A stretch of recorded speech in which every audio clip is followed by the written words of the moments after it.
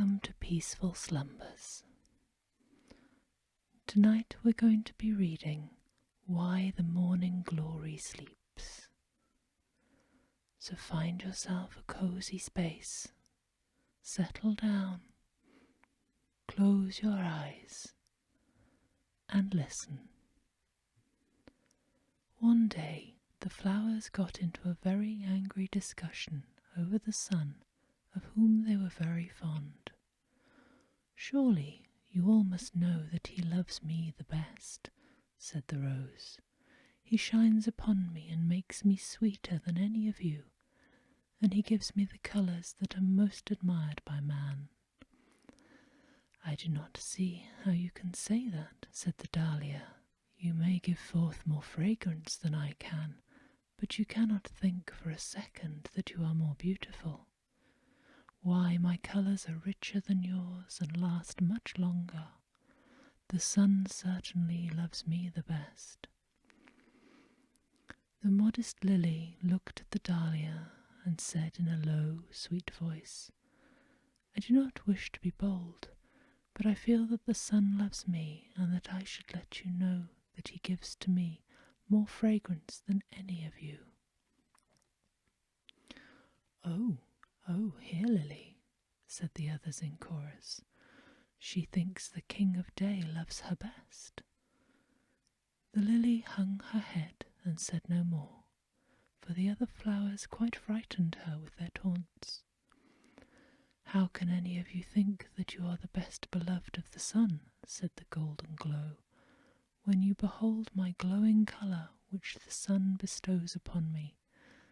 Do any of you look so much like him as I do?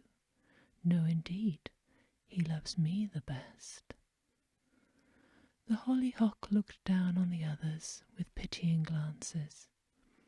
"It is plain to be seen that you have never noticed that the sun shines on me with more warmth than on you, and now I must tell you he loves me best, and gives me the tenderest of all his smiles. See how tall I am, and how gorgeous are my colours. He loves me best." "When it comes to sweetness, I am sure you have forgotten me," said the honeysuckle. "Why, the king of day loves me the best, you may be sure. He makes me give forth more sweetness than any of you." "You may be very sweet," said the pansy, "but surely you know that my pet name is Heartsease, and that the sun loves me best. To none of you does he give such velvet beauty as to me. I am nearest his heart and his best beloved." The morning glory listened to this with envy in her heart. She did not give forth sweetness as many of the others, neither did she possess the beauty of the rose or the pansy. "If only I could get him to notice me," she thought. "I am dainty and frail, and I am sure he would admire me if he could behold me, but the others are always here, and in such glowing colours, that poor little me is overshadowed by their beauty." All day Morning Glory thought of the sun and wondered how she could attract his attention to herself, and at night she smiled, for she had thought of a plan. She would get up early in the morning and greet him before the other flowers were awake. She went to bed early that night so that she might not oversleep in the morning, and when the first streak of dawn showed in the early morning sky, Morning Glory opened her eyes and shook out her delicate folds. The dew was on her, and she turned her face towards the sun.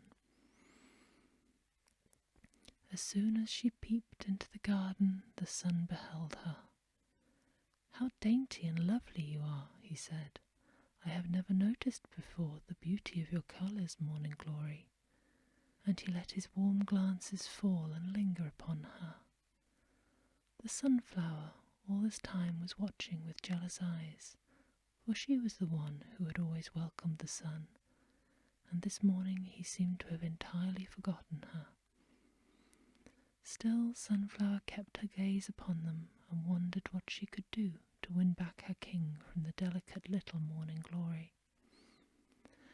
But as she looked, she saw the morning glory sway and nod her head. "She is going to sleep," said the sunflower. "His warm breath makes her drowsy, or else she was up so early that she cannot stay awake." While the sunflower watched, sure enough, the morning glory nodded and closed her eyes. She was fast asleep, and the fickle sun, seeing that she no longer looked upon him, looked away and beheld the sunflower looking towards him with longing eyes. "Morning, King," she said, as she caught his eye, and she was wise enough not to let him know she had seen him before. So the sun smiled and turned his face upon them all, and the sunflower kept to herself what she had seen, knowing full well she was the one who knew best how to keep his first and last glances. A little later, one of the flowers called out, "Look at Morning Glory, she is still sleeping. Let us tell her it is time to awaken." "Morning Glory," they cried, but she did not answer. She was sound asleep. "That is strange," said the rose. "I wonder if she has gone to sleep never to awake. I have heard of such things happening." After 2 or 3 mornings, the other flowers ceased to notice Morning Glory, for they thought she had ceased to be one of them. But the wise sunflower kept her own counsel. She knew that Morning Glory had to sleep all day in order that she might not miss the sun.